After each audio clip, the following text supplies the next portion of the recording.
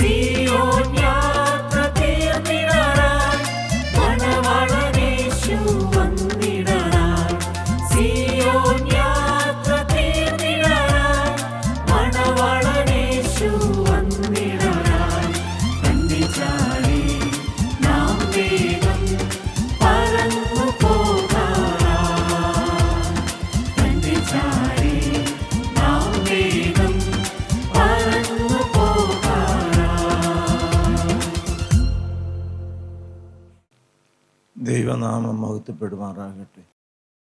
കർത്താവായ യേശുക്രിസ്തുവിൻ്റെ പരിശുദ്ധമായ നാമത്തിൽ നിങ്ങൾക്ക് എല്ലാവർക്കും എൻ്റെ വിനീതമായ സ്നേഹവന്ദനം. ദൈവത്തിന് സ്തോത്രം. യെഹെസ്കേൽ പ്രവാചകന്റെ പുസ്തകം 34-ാം അധ്യായം 3-4 വായിച്ചു.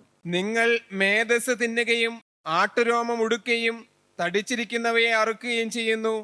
ആടുകളെ നിങ്ങൾ മേയിക്കുന്നില്ല താനും. നിങ്ങൾ ബലഹീനമായതിനെ ശക്തീകരിക്കുകയോ ദീനം പിടിച്ചതിനെ ചികിത്സിക്കുകയോ ഒടിഞ്ഞതിനെ മുറിവ് കെട്ടുകയോ ചിതറിപ്പോയതിനെ തിരിച്ചു വരുത്തുകയോ കാണാതെ പോയതിനെ അന്വേഷിക്കുകയോ ചെയ്യാതെ കഠിനതയോടും ക്രൂരതയോടും കൂടെ അവയെ ഭരിച്ചിരിക്കുന്നു. ദൈവത്തിന് സ്തോത്രം. എല്ലാവരും ഉണർന്ന് കേട്ടെ. ഈ കേൾക്കുന്ന സകല ദൈവമക്കൾക്കും ഒരു വ്യക്തമായ ഉത്തരവാദിത്വമുണ്ട് ഈ നാളുകളിൽ. കർത്താവിൻ്റെ പരിശുദ്ധമായ ദൈവദിനം ഘോഷിക്കപ്പെടുന്ന ഈ രംഗത്തേക്ക് കടന്നു വന്നിരിക്കുന്ന വിശ്വാസികളുടെ കർത്തവ്യങ്ങൾ എന്തെല്ലാമാണ്? ഓരോരുത്തർക്കും അവനവന് താലന്തുകൾ തന്നിട്ടുണ്ട്. ഇത്രയും നാളെ നമുക്ക് കൂട്ടായ്മയ്ക്ക് വരാനായിട്ട് ഭാഗ്യം ലഭിച്ചു. നിങ്ങളെ ഒരു ഉത്തരവാദിത്വം ഏൽപ്പിച്ചു വിടുകയാണ്. ഈ ഒരു വാക്യത്തിൽ, ഈ 4-ാമത്തെ വാക്യത്തിൽ 6 വാക്കുകൾ എടുത്തു പറയാൻ ഞാൻ ആഗ്രഹിക്കുകയാണ്. ദൈവമേ കൃപ തരണമേ. 6 വാക്കുകൾ. അത് നിങ്ങൾ നിവർത്തിച്ചിരിക്കണം. അറിവിന് വേണ്ടി പറയുകയല്ല. 1-ാമത്തെ വാക്യം എന്താ? 34-3 ആടുകളെ നിങ്ങൾ മേയ്ക്കണം. ഇതുവരെ ചെയ്യാത്ത കാര്യങ്ങളാണ് കർത്താവ് ചെയ്യണമെന്ന് പറയുന്നത്. ഏതെങ്കിലും ഒരു ദൈവ പൈതൽ എന്തെങ്കിലും വാക്കുകൾ പറയുന്ന പോലെയല്ല. ദൈവത്തിൻ്റെ പരിശുദ്ധാത്മാവ് ഇന്ന് ഇവിടെ എന്നെ വിളിച്ചു കൂട്ടി. അവൻ ഗിരിപ്രഭാഷണത്തിൽ മലമേലിരുന്നു കൊണ്ട് ശിഷ്യന്മാരോട് കൽപ്പിച്ചപ്പോൾ കേട്ടതുപോലെ നമുക്കിരുന്നു കൊണ്ട് കേൾക്കാം. ഞാനും അത് കേട്ട് അത് നിവർത്തിക്കാൻ വേണ്ടി കൃപയിൽ ശരണപ്പെടുകയാണ്. 1-ാമത്തെ കാര്യം ആടുകളെ മേയ്ക്കുക. ദൈവമക്കളെ, എന്തുമാത്രം ആടുകൾ നമുക്ക് മേയ്ക്കാനായിട്ടുണ്ട്. ഏതാണ് ഈ മേച്ചിൽപ്പുറം? മേച്ചിൽപ്പുറം ഈ 66 പുസ്തകങ്ങളാണ്. ദൈവത്തിൻ്റെ വചനത്തിലേക്ക്, സത്യവചനം മുഴങ്ങി കേൾക്കുന്ന രംഗത്തേക്ക് വഴിതെറ്റിപ്പോകുന്ന ആടുകളെ വിളിച്ചുകൊണ്ട് വരണം. അനേക രംഗങ്ങളിലേക്ക് ചെല്ലുമ്പോൾ വചനമാണ് എന്ന് പറഞ്ഞ് വിളമ്പുന്നത് വിഷം നിറഞ്ഞതായ ചെടികളാണ്. പക്ഷെ ഇവിടെ ദൈവത്തിൻ്റെ ആത്മാവ് പറയുന്നു, ഫീഡ് മൈ ഷീപ്പ്. അതിനൊരൊറ്റ യോഗ്യത മതി. ആടുകളെ മേയ്ക്കാൻ വേണ്ടി കർത്താവായി യേശുക്രിസ്തു പരമേൽപ്പിച്ചിരിക്കുന്നതായ ഒരു യോഗ്യത യോഹന്നാൻ സുവിശേഷം 21-ാം അധ്യായം നിങ്ങൾക്കറിയാമല്ലോ. 21-ാം അധ്യായത്തിന്റെ 17 21-ന്റെ 17. മൂന്നാമതും അവനോട്, പത്രോസ്ലീഹായുടെ കർത്താവായി യേശുക്രിസ്തു, ദൈവമക്കളെ, പത്രോസ്ലീഹ പിന്മാറിപ്പോയവനാണ്. മറ്റുള്ളവരെയും കൂട്ടിന് വിളിച്ചുകൊണ്ട് ഉപേക്ഷിച്ചതായ പടകും വലയും എടുത്ത് വീണ്ടും പഴയ പണിയിലേക്ക് പോയി ദൈവത്തെ വേദനിപ്പിച്ചു. ഞാനിങ്ങനെ ചിന്തിക്കാറുണ്ട്, കർത്താവായ യേശുക്രിസ്തുവിൻ്റെ ആ ആണികൾ കൊണ്ട് തുളഞ്ഞതായ കാൽപാദം ഉണങ്ങിയിട്ടില്ല. മണൽ നിറഞ്ഞതായ കടൽപ്പുറത്തേക്ക് നടന്നു പോവുകയാണ്. കാരണം നഷ്ടപ്പെട്ടു പോകരുത്. എനിക്ക് ആളുകളെ വേണം, എനിക്ക് നിന്നെ വേണം. എന്തിനാണ് വായിച്ച്? മൂന്നാമതും അവനോട്, യോഹന്നാന്റെ മകനായ സിമോനെ, നിനക്കെന്നോട് പ്രിയമുണ്ടോ എന്ന് ചോദിച്ചു. എന്നോട് പ്രിയമുണ്ടോ എന്ന് മൂന്നാമതും ചോദിക്കയാൽ പത്രോസ് ദുഃഖിച്ചു. കർത്താവേ, നീ സകലവും അറിയുന്നു, എനിക്ക് നിന്നോട് പ്രിയമുണ്ട് എന്നും നീ അറിയുന്നു എന്ന് അവനോട് പറഞ്ഞു.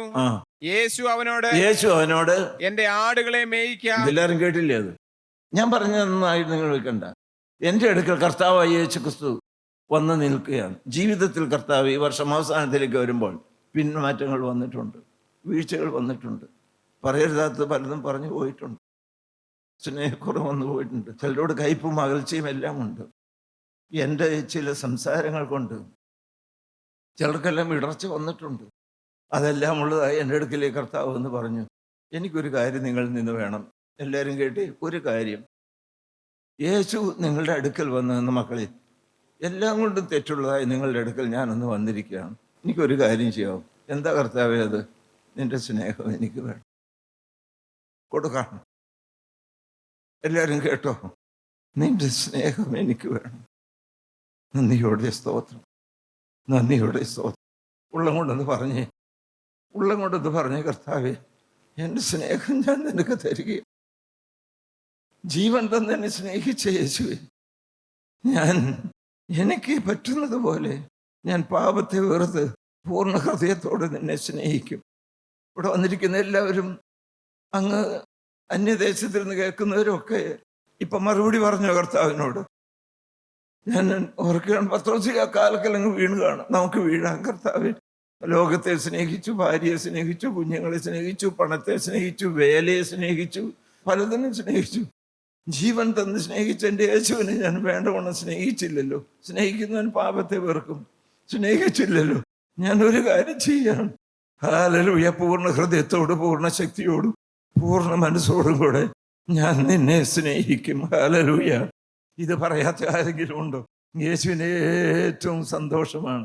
ഒരു സന്തോഷം കൊടുത്ത് യേശുവിന് വേദനിപ്പിച്ചൊരു ഒത്തിരി പേരില്ലേ? Hallelujah, hallelujah, hallelujah. കർത്താവേ, ഈ മക്കളോട് ചേർന്ന് ഞാനും പറയുകയാണ്, എന്നാൽ ദൈവത്തിന് സ്തോത്രം. ഞാൻ പൂർണ്ണ ഹൃദയത്തോടെ ഹല്ലേലൂയ നിന്റെ കാൽക്കൽ വീണ് പറയുകയാണ്, ഞാൻ നിന്നെ സ്നേഹിക്കും.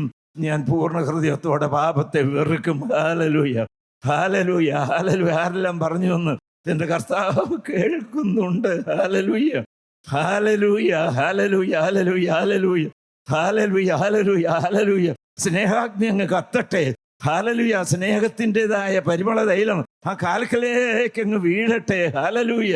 ശീമോന്റെ ഭവനത്തിൽ ആ പാപിനിയായ സ്ത്രീ കണ്ണുനീരുകൊണ്ട് കാൽപാദം നനച്ചതുപോലെ ഹല്ലേലൂയ സ്നേഹത്തിന്റെ കണ്ണുനീര് അരുമനാഥന്റെ കാൽക്കൽ അങ്ങ് വീഴട്ടെ. അപ്പോൾ അരുമനാഥന്റെ കരം അറിയാതെ ചലിച്ച് ആ രക്തം പുരണ്ട കരം എൻ്റെ തലമേൽ വെക്കും. ഇപ്പോൾ ഈ വചനം കേൾക്കുന്ന എല്ലാവരുടെ തലമേലും ആ സ്നേഹനിധിയായ കർത്താവായ യേശു ക്രിസ്തുവിന്റെ ഇപ്പോഴത്തുള്ള പച്ച രക്തം പുരണ്ട കരമൊന്ന് വെക്കട്ടെ. പറഞ്ഞവരുടെ മേൽ ഈ തീരുമാനം പറഞ്ഞവരുടെ മേൽ ആ കരം വയ്ക്കുകയാണ്. എൻ്റെ ആടുകളെ മേയ്ക്കാം, എൻ്റെ ആടുകളെ മേയ്ക്കാം. രണ്ടാമത്തെ കാര്യം എന്താ? 34:4 വെച്ചെടുത്ത് വാക്യം വായിച്ച്. നിങ്ങൾ ബലഹീനമായതിനെ ശക്തി. ദൈവത്തിന് സ്തോത്രം. രണ്ടാമത്തെ കാര്യം കേട്ട് എല്ലാവരും ഓരോന്നെ അക്കമിട്ട് മനസ്സിലാക്കണം. എന്നെ ദൈവം പരമേൽപ്പിക്കുന്ന ഉത്തരവാദിത്വം എന്താണ്? രണ്ടാമത്തെ കാര്യം, ഒന്ന്, ആടുകളെ മേയ്ക്കണം. ഈ മേച്ചിൽ സ്ഥലത്തേക്ക് ദൈവത്തിൻ്റെ സത്യവചനം ശരിയായി പഠിപ്പിക്കുന്ന രംഗത്തേക്ക് നിങ്ങൾ വിളിച്ചുകൊണ്ട് വരണം. രണ്ടാമത്തെ കാര്യം, ബലഹീനമായ വിശ്വാസികളെ ശക്തിപ്പെടുത്തണം. Strengthen the weak. ഹല്ലേലൂയ. പലരും ബലഹീനരല്ലേ? നമ്മൾ വീഴ്ചകൾ വരുന്നവരല്ലേ? പൗലോസ്ലീഹ വലിയ കരുത്തനാണ്, ശക്തനാണെന്ന് വിചാരിച്ചുകൊണ്ടാണ് നടന്നത്. പക്ഷേ പൗലോസ്ലീഹയ്ക്ക് പ്രശംസിക്കാൻ അക്കമിട്ട് പറയാവുന്ന 5-8 കാര്യങ്ങളുണ്ട്. പക്ഷേ ഒരു ഘട്ടം കഴിഞ്ഞപ്പോൾ പൗലോസ്ലീഹ പറയുന്നു, ഞാൻ എൻ്റെ ബലഹീനതയിൽ പ്രശംസിക്കും. കാരണം ഞാൻ എൻ്റെ മർമ്മം കണ്ടുപിടിച്ചു. ദൈവത്തിൻ്റെ ശക്തി തികഞ്ഞു വരുന്ന ബലഹീനതയിലാണ്. ദൈവമക്കളെ, നമ്മൾ പലരും ബലഹീനരാണ്. ഒരിക്കലും ഒരു വീഴ്ചയോ ഒരു പിന്മാറ്റമോ ഏതെങ്കിലും ഒരു ബലഹീനതയോ എന്തെങ്കിലും കാര്യങ്ങളിൽ വന്നു കഴിഞ്ഞാൽ ഉടനെ അവരെ നിഷ്കാസനം ചെയ്യുകയല്ല. അവൻ കൊള്ളൂല. അവൻ അങ്ങനെയാണ്. അവനിപ്പോൾ ചിരിച്ച് മറുതലിപ്പാണ്. അവൻ അങ്ങനെയാണ്. അവന് ചില വിമർശനങ്ങളെല്ലാം ഉണ്ട്. അങ്ങനെയാണ്. പറഞ്ഞു മാറ്റുകയല്ല. ജസ്റ്റ് എൻകറേജ്, പ്രോത്സാഹനം നൽകണം. ഹല്ലേലൂയ. ദൈവത്തിന് സ്തോത്രം. 1 തെസ്സലോനിക്കർ 5:14 അത് വ്യക്തമായി പറയുന്നുണ്ട്. 1 തെസ്സലോനിക്കർ 5-ാം വാക്യം, ഗലാത്യർ 6-ാം 1-2 വാക്യങ്ങൾ. ഞങ്ങൾ നിങ്ങളെ പ്രബോധിപ്പിക്കുന്നത് ക്രമം കെട്ടവരെ ബുദ്ധി ഉപദേശിപ്പീൻ, ഉൾക്കരുത്തില്ലാത്തവരെ ധൈര്യപ്പെടുത്തുവീൻ, ബലഹീനരെ താങ്ങുവീൻ, എല്ലാവരോടും ദീർഘക്ഷമ കാണിപ്പീൻ. തെറ്റുകൾ വന്നു, വീഴ്ചകൾ വന്നു, എല്ലാവരോടും ദീർഘക്ഷമ കാണിപ്പീൻ. വായിച്ചു. ആരും തിന്മയ്ക്ക് പകരം തിന്മ ചെയ്യാതിരിപ്പാൻ നോക്കുവീൻ. ദൈവത്തിന് സ്തോത്രം. ദീർഘക്ഷമ. തെറ്റുകൾ വന്നു, ഉടനെ നമ്മൾ തള്ളിക്കളയാൻ. ആരാ ദൈവമക്കളെ തെറ്റില്ലാത്ത? ഞാനിവിടെ നിങ്ങൾ ഉപദേശിക്കുന്നു. എന്നെക്കാൾ എത്ര നല്ലവർ എൻ്റെ മുമ്പിൽ ഇരിപ്പുണ്ടാകും? എന്നെക്കാൾ ഏറെ സ്വഭാവമേന്മകൾ എണ്ണി പറയാൻ കൊള്ളാൻ എത്ര പേരുണ്ടാകും? അതുകൊണ്ട് നിങ്ങളൊക്കെ പോക്കാണ്, കുഴപ്പമാണെന്നല്ല ഈ പറയുന്നത്. ഇതിൻ്റെ മനസ്സിൽ കാണുന്നൊരു കാര്യമുണ്ട്. ഒരാളൊരു വണ്ടി ഓടിച്ചോണ്ടില്ല, ഈയിടയ്ക്ക് പഠിച്ചുള്ളൂ. താഴെ നിന്നൊരു കാറിങ്ങനെ ഓടിച്ചോണ്ട് നല്ലൊരു കയറ്റമാണെന്നുണ്ട്, ഗട്ടറൊക്കെ ഉള്ളൊരു കയറ്റമാണ്. ചെല്ലുന്ന വഴിക്ക് ഇങ്ങനെ എന്നൊരു ഗട്ടറിൽ ചെടി നിന്നുപോയി. പിന്നെ സ്റ്റാർട്ട് ചെയ്തു, എടുക്കാൻ നേരത്ത് കുതിച്ചാടി, പിന്നെ നിന്നുപോയി. ഒരു തരത്തിലും മുന്നോട്ടോ വണ്ടി എടുത്തുകൊണ്ട് പോയി അതിൻ്റെ നിരപ്പിലേക്ക് പോകാനും പറ്റുന്നില്ല. താഴെ നിന്ന് പോലെ ഗിയർ ചേഞ്ച് ചെയ്ത് നന്നായിട്ട് ആക്സിലറേറ്റർ കൊടുത്ത് ശക്തിയോടെ മുന്നോട്ട് പോകേണ്ടതല്ലായിരുന്നോ? ഇപ്പം ഈ മണ്ടത്തരം പറ്റി അവിടെ കിടക്ക്. ആ പാവം എല്ലാം കൊണ്ടും വേദനിച്ച് നിരാശപ്പെട്ട് കഴിയുന്ന ആ സമയത്ത് അത് പറഞ്ഞിട്ട് എന്താ കാര്യം? എങ്ങനെയെങ്കിലും 2-3 പേരെ വിളിച്ച് അത് ഉന്തി കയറ്റി ഒരു നിരപ്പുള്ളതായ സ്ഥലത്ത് നിർത്തിയതിന് ശേഷം ഒന്ന് പറ, നിനക്ക് പറ്റിയ മണ്ടത്തിൽ എന്നാന്നറിയാവോ? എന്തി കയറ്റണമെന്ന് അറിയാൻ വയ്യായിരുന്നു? കുഴപ്പമുണ്ടെന്ന് അറിയാൻ വയ്യായിരുന്നു? ബലഹീനൊരു താങ്ങ് ദൈവമക്കളെ. ഹല്ലേലൂയ. 6-ാം അധ്യായത്തിനൊന്ന് ഗലാത്യർ 6:1-2 വായിച്ചേ. ഒരു മനുഷ്യൻ വല്ല തെറ്റിലും അകപ്പെട്ടു പോയെങ്കിൽ, ഒരു മനുഷ്യൻ വല്ല തെറ്റിലും അകപ്പെട്ടു പോയെങ്കിൽ, ആത്മീയരായ നിങ്ങൾ ആത്മീയരാണോ, കേട്ടോളൂ, ആത്മീയരാണോ നിങ്ങൾ എന്ത് ചെയ്യണം? നിങ്ങൾ അങ്ങനെയുള്ളവനെ സൗമ്യതയുടെ ആത്മാവിൽ യഥാസ്ഥാനപ്പെടുത്തുകയും. സൗമ്യതയോടെ. സാരമില്ല കേട്ടോ, ദൈവത്തിന് സ്വന്തം. കഴിഞ്ഞ പ്രാവശ്യം ഒരു 6-ാമത്തെ പ്രാവശ്യവും തെറ്റുപറ്റുപോയി. ഇനി നിന്നെ കൊണ്ട് നടക്കൂല എന്നല്ല പറയുന്നത്. നോക്ക്, ജയം തരാനൊരു ദൈവമുണ്ട്. ദൈവത്തിന് ശക്തി ബലഹീനത്തിൽ തികഞ്ഞു വരും. ദൈവത്തിന് സ്തോത്രം. ആടുകളെ സത്യവാനത്തിലേക്ക് വിളിച്ചുകൊണ്ടാണ് ഈ നാൾ ചെയ്യണം കേട്ടോ. നിങ്ങൾ വീഴ്ച വരുത്തരുത്. ഞാനിന്ന് എഴുന്നേറ്റ് പോകുന്നതിന് ചിന്തിച്ച കാര്യം, ഇന്ന് ഈ പറയുന്ന വചനങ്ങൾ കേട്ടിട്ട് നിങ്ങളത് അനുസരിച്ചില്ല എങ്കിൽ കൂടുതൽ തെറ്റല്ലേ നിങ്ങൾക്ക്? ഒരു തെറ്റോടെ വരികയല്ലേ? കേട്ടേച്ചു പോയാൽ പോരാ, ഒന്ന് വിളിച്ചുകൊണ്ട് വരണം സത്യവനത്തിലേക്ക്. 2, ബലഹീന വിശ്വാസികളെ കരുത്തുള്ളവരാക്കി മാറ്റണം, പ്രോത്സാഹനം നൽകണം. 4:34 അടുത്ത വാക്യം വായിച്ച്. ദീനം പിടിച്ചതിനെ ചികിത്സിക്കുകയോ. ദീനം പിടിച്ചവനെ ചികിത്സിക്കണം. ദൈവത്തിന് സ്തോത്രം. ആത്മശരീര മനസ്സുകളുടെ ദീനത്തിൻ്റെ കാര്യം ഞാൻ പറയുന്നു. ആത്മാവിന്റെ ദീനം മാത്രമല്ല, രോഗം പിടിച്ചിട്ടുണ്ട്, കൊണ്ടുവരണം ദൈവങ്ങളെ യേശുവിൻ്റെ അടുക്കലേക്ക്. കപ്പുറത്ത് ഭൂമിയിൽ കർത്താവായ യേശുക്രിസ്തു ഒരു വീട്ടിലുണ്ട് എന്ന് ശ്രുതിയായി. യേശു അവിടെയുണ്ട്, സൗഖ്യദായകനാണ്. ആത്മശരീര മനസ്സുകൾക്ക് സൗഖ്യം നൽകുന്നവനാണ് യേശു എന്ന് മനസ്സിലായി. 4 പേര് കൂടി ഒരു തളർവാദ രോഗിയെ, ലൂക്കോസ് 5 പറയുന്ന ഒരു തളർവാദ രോഗിയെ ഒരു കട്ടിലിൽ എടുത്തുകൊണ്ട് വന്നു. വന്നപ്പോൾ അങ്ങോട്ടും കർത്താവിൻ്റെ അടുത്തേക്ക് അടുക്കാൻ പാടില്ല, അത്രമാത്രം ജനം തിങ്ങി നിൽക്കുകയാണ്. വാതിലേക്ക് പോലും എടുക്കാൻ പറ്റില്ല. മേൽക്കൂര പൊളിച്ച് താഴെ കയറി.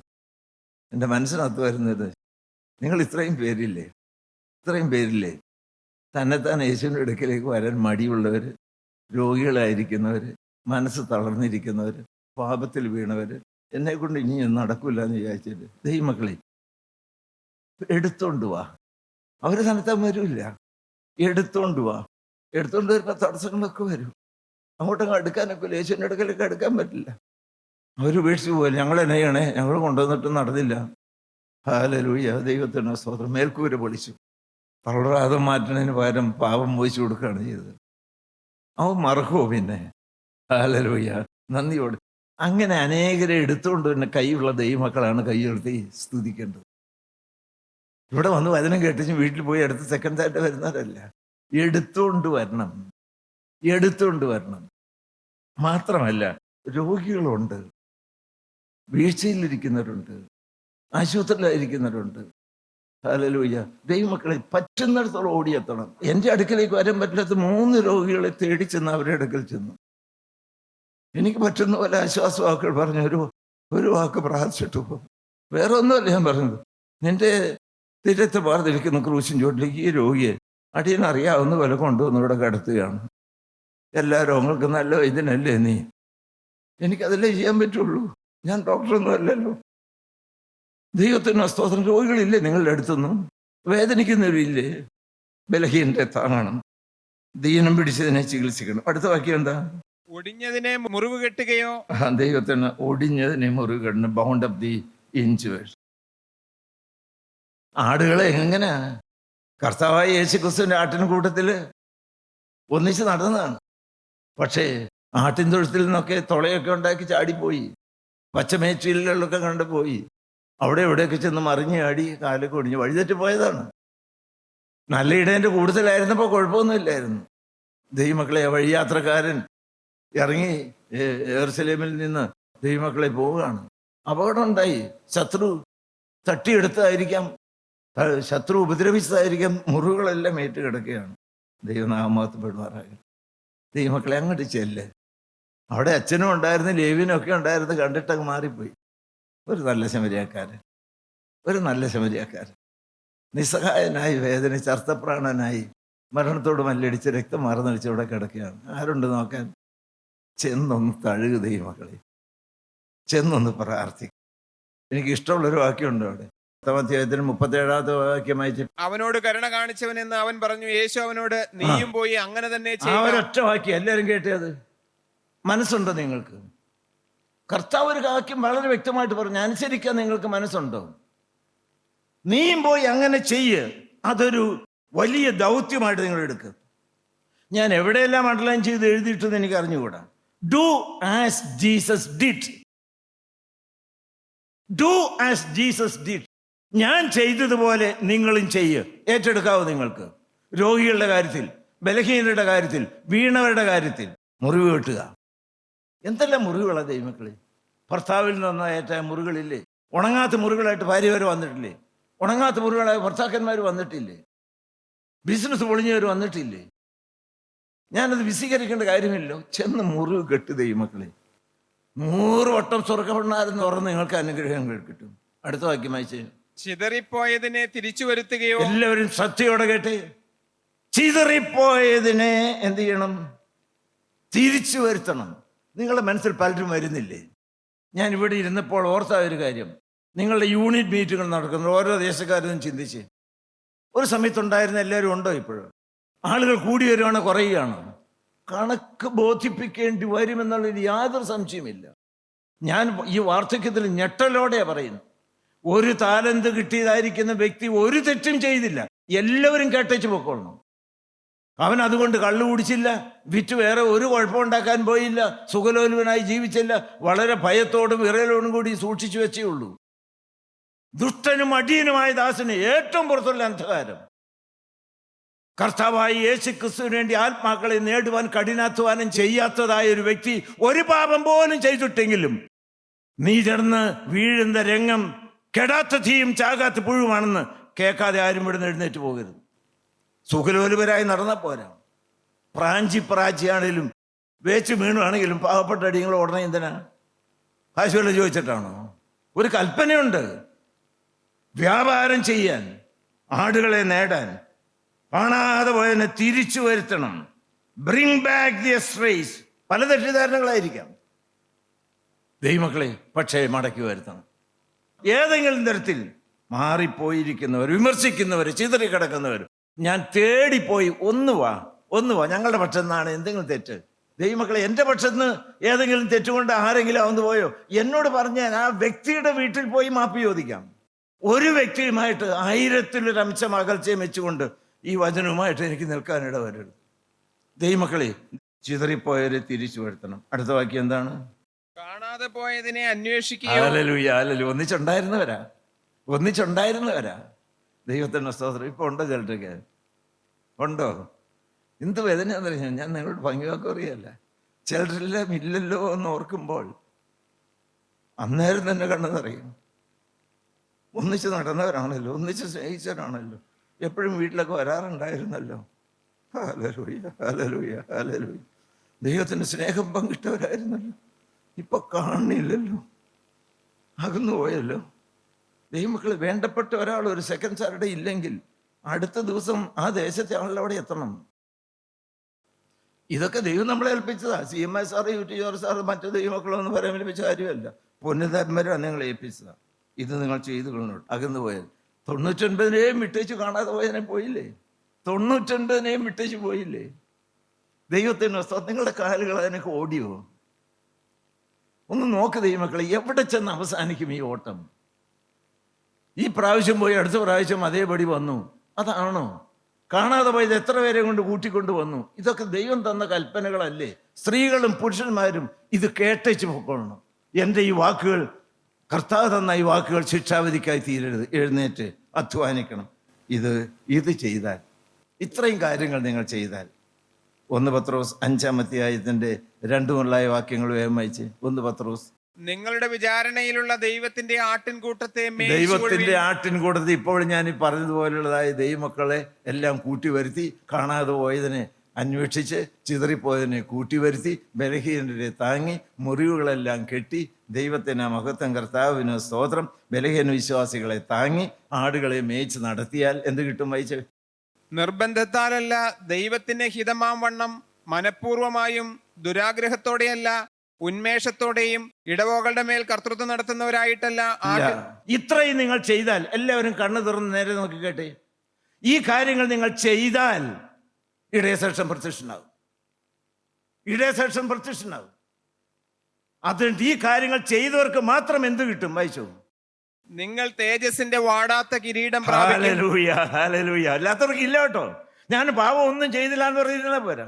ഇന്ന് ഈ പറഞ്ഞതായ കാര്യങ്ങൾ അക്കമിട്ട് നിങ്ങൾ, നിങ്ങളുടെ വേദപുസ്തകത്തുണ്ടല്ലോ, യെഹെസ്കേൽ പ്രവാചകന്റെ പുസ്തകം 3-ാം അധ്യായത്തിന്റെ 4-ാമത്തെ വാക്യം മാത്രം, ഈ കാര്യങ്ങൾ ചെയ്താൽ ഒരു കിരീടം. നല്ല പൂർവ്വരു ഓട്ടം തികച്ചു, വിശ്വാസം കാത്തു, നീതിയുടെ കിരീടം എനിക്കായി വെച്ചിരിക്കുന്നു. അതെനിക്ക് മാത്രമല്ല, അവങ്കൽ പ്രിയമച്ച ഏവർക്കും കൂടെ. ഉത്തരവാദിത്വം ഏറ്റെടുക്കുക നിങ്ങൾ. എങ്കിൽ വാഗ്ദത്ത പ്രകാരം കിരീടം നിങ്ങൾക്ക് ലഭിക്കും. അതിന് പൊന്നു തമ്പുരാൻ സഹായിക്കട്ടെ. ദൈവനാമം മഹത്വപ്പെടുമാറാകട്ടെ.